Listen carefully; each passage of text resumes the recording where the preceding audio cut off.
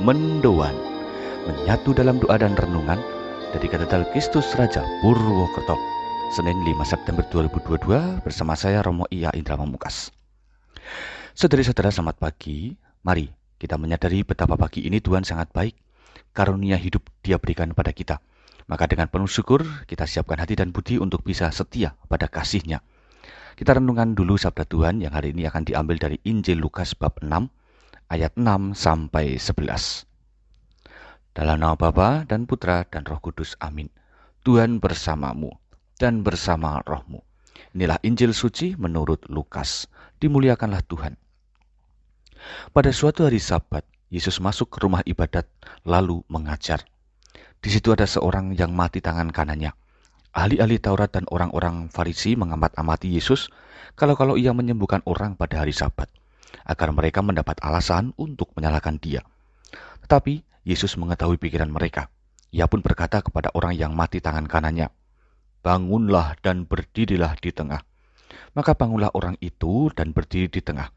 Lalu Yesus berkata kepada mereka, "Aku bertanya kepada kalian, manakah yang diperbolehkan pada hari Sabat? Berbuat baik atau berbuat jahat? Menyelamatkan orang atau membinasakannya?" Sesudah itu ia memandang keliling kepada mereka semua, lalu berkata kepada orang sakit itu, "Ulurkanlah tanganmu." Orang itu mengulurkan tangannya dan sembuhlah dia. Maka meluaplah amarah ahli-ahli Taurat dan orang Farisi. Lalu mereka berunding apakah yang akan mereka lakukan terhadap Yesus. Demikianlah sabda Tuhan. Terpujilah Kristus. Saudari-saudara, berbuat baik adalah identitas murid Yesus. Kebaikan tidak memandang syarat apapun, karena menjadi perwujudan bakti kita pada Tuhan. Yesus mengajari bahwa kebaikan harus selalu diutamakan di atas segalanya. Sebab dengan berbuat baik, seseorang sedang melaksanakan karya keselamatan Allah. Adalah berdosa jika kita memilih untuk menunda berbuat baik. Tentu, kebaikan yang dimaksud itu adalah menghasilkan sesuatu yang positif dan bermutu bagi orang lain.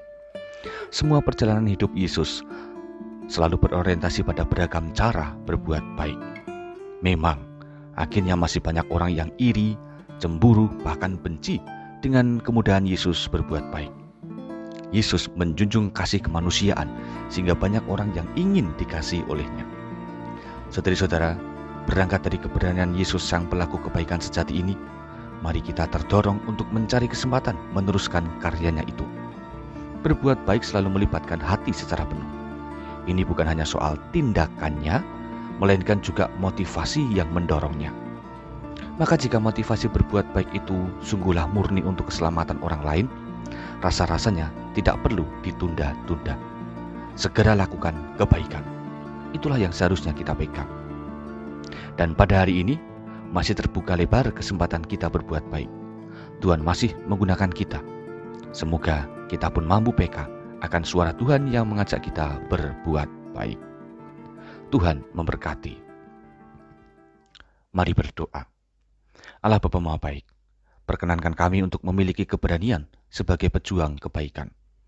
Tanamkanlah hati yang tulus berbuat baik, dan berilah kepada kami kesempatan menjadi pewarta kasih-Mu itu. Semoga dengan hati yang tulus itulah akan semakin tersiar karunia kasih dan sukacita-Mu bagi banyak orang. Demi Kristus Tuhan, Juru Selamat kami. Amin. Tuhan bersamamu dan bersama rohmu.